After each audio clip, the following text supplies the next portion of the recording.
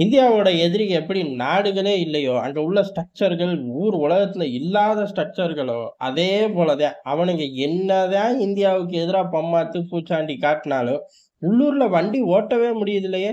இவ்வளோ ரகளைகள் பண்ணாலும், கடைசியில முட்டுச்சந்து தான் முக்கி முக்கி தூக்கி போட்டு அடிக்கிறாய்ங்க. எங்க உள்ளூருக்குள்ளயே. அதுக்கப்புறம் மீதி நேரம் வெளில வந்து ஆட்ட போய் தான் இந்தியா தூக்கி போட்டு அடிக்குது. அப்படி அடி வாங்கக்கூடிய 2 டிக்கெட்டுகள பத்தி தான் நம்ம பார்க்க போறோம்.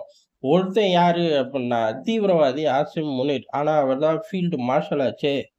அதான் அவனுங்களா வச்சுக்கிட்ட பேரு. அதுக்காக நம்ம கூப்பிட முடியுமா? அந்த ஆளு இப்ப ராணுவ ட்ரெஸ்ஸ போட விரும்புறதே இல்ல. மப்டியிலேயே சுத்துறாரா? இல்ல அதிபர் ஆகணும் அப்படிங்கிற ஆசையில ராணுவ ட்ரெஸ்ஸ கழட்டி வச்சிருக்காரா? அப்படிங்கிறதே பெரிய டிபேட்டு. ஆனா நீ ஃபீல்டு மார்ஷல் ஆகு. ராணுவ ட்ரெஸ்ஸு போடு. ட்ரெஸ்ஸு போடாம கூட வா. ஐ மீன் ராணுவ ட்ரெஸ் இல்லாம கோட் ஷூட்ல திரியிறாரு. ஸ்டைலா இருக்குன்னு நம்புறாரு. அதிபர் ஆகலாம், இல்ல பிரைம் மினிஸ்டர் ஆகலாம். என்னமோ ஒரு கழுதை கனவு கண்ணட்டும். ஆனா, உள்ளூருக்குள்ள எப்படி இருக்கு அப்படிங்கிறது தான்.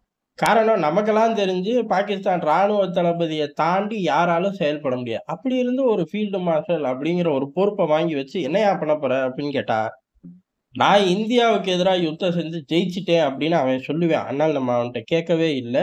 உண்மை என்ன அப்படின்னு பார்த்தோம்னா, அடுத்த கட்ட ஆட்கள் தோத்தது தெரியும். இப்பவே பாரு வான்படை தளபதி, "ஏய் விலகிக்க. இனிமே தரைப்படைக்கு வேலையே கிடையாது."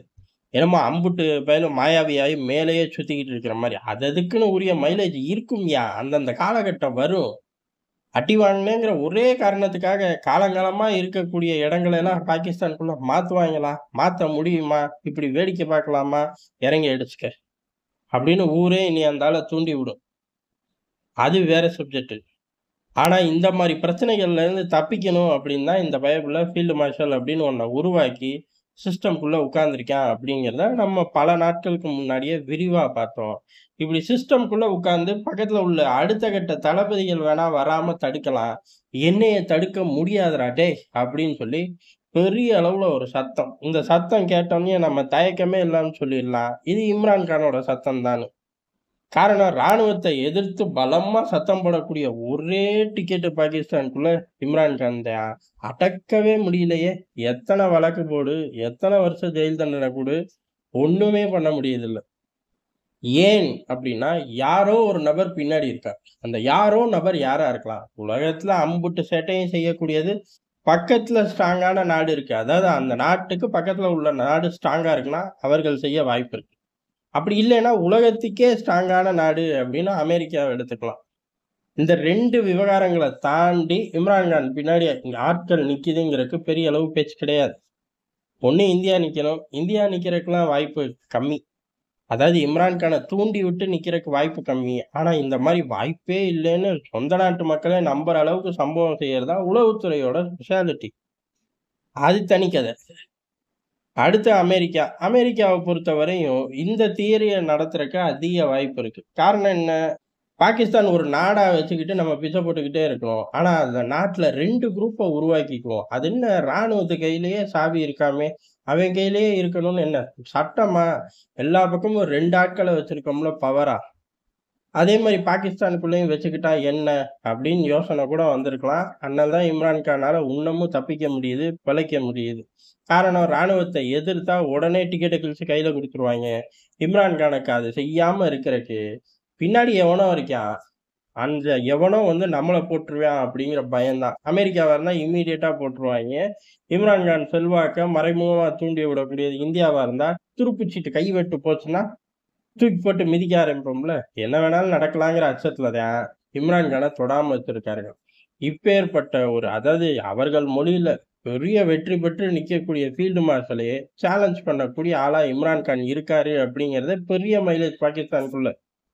என்னடா இம்புட்டு அநியாயத்தையும் பண்ணி, ட்ராமாவையும் பண்ணி அப்படி நிமிர்ந்து பார்த்தா, பழையபடியே என்னைய எதிர்க்கிறீங்க அப்படின்னு சொல்லி ஆசிம் முனீருக்கு தூக்கி வாரி போட்டுருச்சு. காரணம் இம்ரான் கான் ஜெயில்ல இருந்துகிட்டே அடுத்த வேலைய காட்ட ஆரம்பிச்சுட்டாரு. இம்ரான் கானும் இந்த போருக்கு வெற்றியெல்லாம் சொன்னான். என்ன அப்புட்ன்னா, எ அவர்களோட வான்படை சாதிச்சிருச்சு, கிழிச்சிருச்சு அப்படிங்கிறதோட நிறுத்திக்கிட்டாரு. பெரிய அளவுல ஆசிம் முனீரெல்லாம் பாராட்டுறார். அதத்தான் ஷபாப் ஷெரீப் தான் ஒரு வண்டி பண்றாரப்பா. போற இடம், வார இடம், "சார் கொஞ்சம் எந்திரிச்சு வந்துங்களேன். எல்லாரும் பார்த்துக்கட்டும். கை தட்டுங்க ப்ளீஸ்" அப்படின்னு சொல்லி எல்லாமே வாங்கிக்க தராரு. இது போக வேற என்ன வேணும்? பிரைம் மினிஸ்டரே கூஜா தூக்குறாரு. இதுக்கு மேல இம்ரான் கானும் சேர்ந்து தூக்கணுமா? தூக்காட்டி என்னப்பா பிரச்சனை? அப்படின்னு கிளம்பி போலாமா? அப்படின்னு கேட்டா, நிம்மதியா ஆளணும், நிம்மதியா ஆட்டைய போடணும் அப்படின்னா, இம்ரான் கான் அடங்கி இருக்கணும். இம்ரான் கான பொறுத்தவரை நான் அடங்க மாட்டேன் போங்கடா.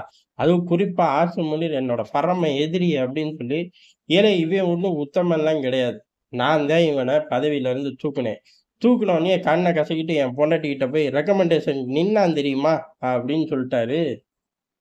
ஆசிம் முனீருக்கு தூக்கி வாரி போட்டிருக்கும்.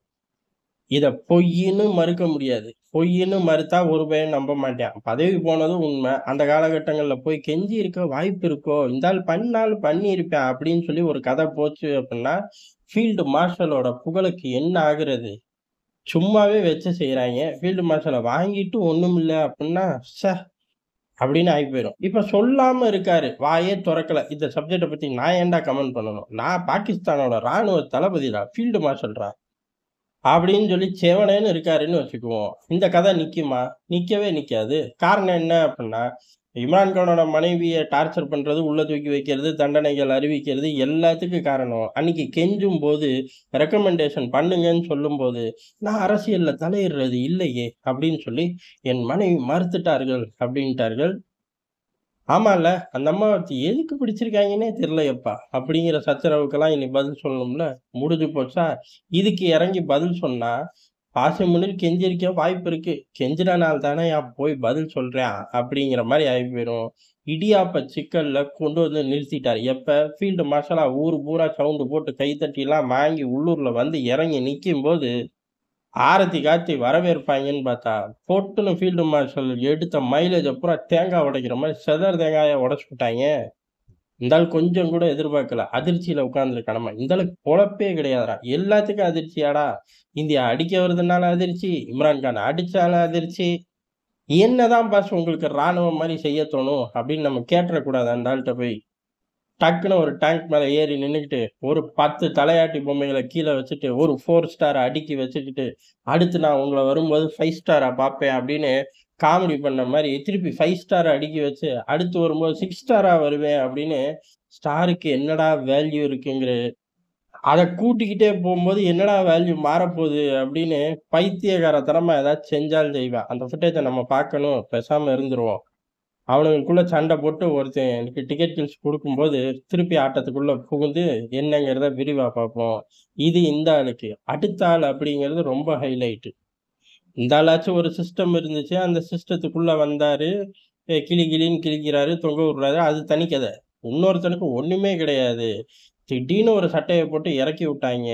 பங்களாதேஷ்ன்னு ஒரு நிலப்பரப்புக்குள்ள வந்துட்டு பண்ணாத ரவுஸ் கிடையாது. இறக்கி விட்ட அமெரிக்காவே, "அடப்பாவி! நம்ம வளர்க்கும்போது கூட இவ்வளவு ரவுடி பய இல்லையே! இப்ப சல்லி பயலா மாறிட்டானே!" அப்படின்னு சொல்ற அளவுக்கு முகமது யூனுஸ் சேட்டைய பண்ணிக்கிட்டு இருக்கான். சேட்டன்னா சேட்ட, உங்க சேட்ட, எங்க சேட்ட கிடையாது. ஒண்ணும் உருப்படியா பண்றது கிடையாது. எல்லாத்தையும் கிளச்சு போட்டு வச்சர்றது. இந்த ஆளுக்கு இந்த கிளச்சு போட்டத தாண்டி, இல்ல அடுக்கி வச்சுட்டு வர்றதுக்கே விடிஞ்சு போயிரும். நம்ம நிம்மதியா ஆளலாம் அப்படிங்கிற ஒரே எண்ண ஓட்டம் தான். காரணம் ஏதாச்சும் ஒரு பிரச்சனைய கிளப்புனா போதும். ஒரு 4 பேர உட்கார வச்சுட்டு பேச ஆரம்பிச்சர்றது. அந்த 4 பேர்ல ஒருத்தர் இவரு. மீதி 3 பேர் யாரு அப்டின்னா, வீணா போன மாணவர் அமைப்பு. ஏன்டா ரோட்லயே இருக்கீங்க. ஸ்கூல், காலேஜுக்கு போறதே கிடையாது. ஆனா மாணவர் அமைப்பா அப்படின்னு கேட்டா, அவனுங்க பூரா கேபினெட்ல உட்கார்ந்துருக்காய்ங்க. நீங்க என்ன? அப்படின்ருவாய்ங்க. அடுத்த ஆட்கள் அப்படிங்கிறது மதம் சார்ந்த அமைப்பு. இதுல 2 கேங் இருக்கு. ஒரு கேங் அப்படிங்கிறது பாகிஸ்தான விட்டு நம்ம பிரிஞ்சிருக்கவே கூடாது அப்படின்னு நம்பக்கூடிய கேங். இன்னொரு கேங்கு அதே கொள்கையா எடுத்து செயல்படுற கேங். அப்ப 2மே உருப்படாத கேங். உட்கார்ந்திருக்க 4 டிக்கெட்டும் உருப்படாத கேங். இந்த 4 பேரு கூடி என்ன பேசுவாய்ங்க? கூடி தேர்தல இப்ப வைப்போம், அப்ப வைப்போம்ன்னு கதைய பேசுவாங்களே ஒழிய, எப்ப பிடி இருக்கும்போது, இந்த கதைய தாண்டி ஒண்ணும் பேச மாட்டாய்ங்க. இருந்தாலும் டிராமா நடிக்கணும்ல. இந்தியாவுக்கு எதிரு, சீனாவுக்கு எதிரு, ஏதோ ஒரு குட்டி குழப்பம். என்டர்டெயின் பண்றேன் அப்படின்னு சொல்லி ஆள் இருக்கு. அப்படிதான் ஒரு டோரு ஜப்பான் தொறந்து வச்சுச்சு. நம்மளே அந்த காலகட்டங்கள்ல பார்த்தோம். அதுக்கடுத்து ஜப்பான் டோர பார்த்தோனே, பயப்பிள்ளைக்கு அப்படியே ஷேக் ஹசீனா மாரி நம்மளும் இனிமே எல்லா வேலையும் செய்யணும். ஏய் அந்த அம்மா கொஞ்சமாச்சும் வேல பார்த்துச்சியா? டெக்ஸ்டைல் இண்டஸ்ட்ரிலாம் எங்கேயோ தூக்கிட்டு போய் விட்டுச்சியா? அப்படின்னு கேட்டா, அதெல்லாம் எனக்கு தெரியாது. அந்த அம்மா வேல பார்த்துச்சுல்ல, அதே மாரி நான் பார்க்கணும். யோவ்! அதான் வேல பார்க்கணும். அந்த அம்மா வேல பார்த்த மாரி நானும் நடிக்கணும். என்ன பண்ணலாம்? அப்படின்னு சுத்தி உள்ள அழகைட்ட கேட்டிருக்காரு. அவனுங்களும் என்னதான் பண்ணலான்னு ஆழமா யோசிச்சு, ஏங்க அப்பப்ப அந்த அம்மா வந்து மாம்பழ கூடைய எடுத்துட்டு போய் ரவுண்ட் அடிப்பார்கள். அதன் மூலியமாவே பேச்சுவார்த்தை அப்படிலாம் ஆரம்பிப்பார்கள் அப்படின்னு சொல்லி, எவன் சொன்னான்னு தெரியல. மாம்பழ கூடைய எடுத்துட்டு சீனாவுக்கு போயிட்டாரு. நம்மளும் ஷேக் ஹசீனா விட பெரிய ஆள் அப்படின்னு சொல்லி சீனால போய் மாம்பழம்லாம் குடுத்து, அந்த அம்மா பிரைம் மினிஸ்டருக்கு மாம்பழம் குடுக்கும், வெஸ்ட் பெங்கால் சீஃப் மினிஸ்டருக்கு மாம்பழம் குடுக்கும், பிரசிடென்ட்க்கு மாம்பழம் குடுக்கும். பதிலுக்கு இந்தியா கூட டீலிங் எல்லாம் அனுசரணையா இருக்கும். மாம்பழம் குடுக்கறது கை குடுக்குற மாரி ஒரு சம்பிரதாயம். இந்த ஆள் மாம்பழமே மேஜிக் அப்படின்னு நெனச்சுட்டானாட்டுக்கு, மாம்பழத்த எடுத்துட்டு சீனாக்கு போயிட்டான். சீனா மாம்பழத்த வச்சுட்டு ஓரமா வச்சுட்டு, "நீ மாம்பழம் கொண்டு வந்தியா? மாங்கா கொண்டு வந்தியா?" அப்படின்னு ஒரு கேள்விய கேட்டுட்டு, பின்னாடியே ஒரு பேப்பர தூக்கி மூஞ்சில வீசிட்டாய்ங்க. என்னடா அப்படின்னா, குளோபல் டைம்ஸ் பேப்பர் தான். ஜீவா பேப்பர்லாம் கிடையாது. படிச்சுக்க அப்படின்னு.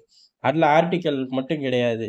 அவங்க நாட்டு பிரஜைகளுக்கு பெரிய அளவு அறிவுரை. அடுத்து உத்தரவாவே மாறி போயிரும் ஜாக்கிரதைன்ட்டாய்ங்க. என்ன அப்புட்ன்னா, பங்களாதேஷ்ல இருக்க பொண்ணுகள கட்டாத. அங்க காதல் அப்படிங்கிற பேர்ல திரியாத. இங்கேயே உள்ளூர்லயே கட்டிக்க, உள்ளூர்லயே குடும்பம் நடத்திக்க அப்படின்னு சொல்லி பெரிய சம்பவம் தான். பங்களாதேஷ்ல இருந்து ஏகப்பட்ட நபர்கள், அதாவது சீனாவ சேர்ந்த ஆண்கள், பங்களாதேஷ சேர்ந்த பெண்கள கல்யாணம் பண்ணட்டு இருக்கார்கள். எப்படா அப்படின்னு கேட்டா, காலங்காலமா இருக்காங்களாமா. பாகிஸ்தான்ல இருந்தும் இருக்காங்களாமா. பாகிஸ்தான் பெண்கள கல்யாணம் பண்ணிட்டு போறாங்களாமா. இது கொஞ்சம் கொஞ்சமா கூடுதாமா.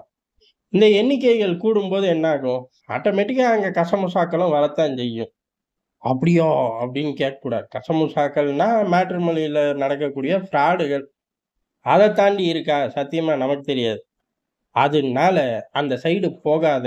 போனா மிதிச்சு புடுவேன் அப்டின்ட்டாய்ங்க. இது ஒரு நல்ல ரெவென்யூவாவே பங்களாதேஷ் பக்கம் இருந்துச்சு. காரணம் சீனாவோட சிஸ்டம் அப்படிங்கிறது பையன் வீடு, பொண்ணு வீட்டுக்கு வரதட்சணை குடுக்குற மாரி. அதனால பங்களாதேஷ்ல பாதி ஆட்கள் அமெரிக்க மாப்பிள்ளை தான் வேணும் அப்படின்னு உள்ளூர்ல சுத்துற மாரி, நம்ம ஊர்ல கேட்கிற மாரி கலெக்டர் வேணும், அமெரிக்க மாப்பிள்ளை வேணும். ஒரு காலகட்டத்தில இந்த பட்டியல்ல கவர்மெண்ட் வேலை வேணும் அப்படிங்கிறதும் ஃபேமஸா கடந்துச்சு. இப்ப அது அப்படியே ஐடி வேலை அப்படின்னு மாறிப்போச்சு. இந்த மாரி நம்ம நாட்டுக்குள்ளேயே ரவுண்ட் அடிப்போம். பங்களாதேஷ் பயப்புள்ளைக சீன மாப்பிள்ளை வேணும்னு ரவுண்ட் அடிச்சுக்கிட்டு இருந்திருக்காய்ங்க. அந்த சீன மாப்பிள்ளை அப்படின்னு உச்சகட்டத்துக்கு போகுது. இங்க என்ன ஆட்களுக்கா பஞ்சம்? உலகத்திலே நம்பர் 1 கொடி கட்டி பறக்கிறோம் தொகையில, வயதுல, மக்கள் தொகையில. நீ எதுக்கு வெளியில இருந்து தூக்கிட்டு வந்து இடைஞ்சல் பண்ற? உள்ளூர்லயே ஏற்கனவே ஏகப்பட்ட பிரச்சனை இருக்கு.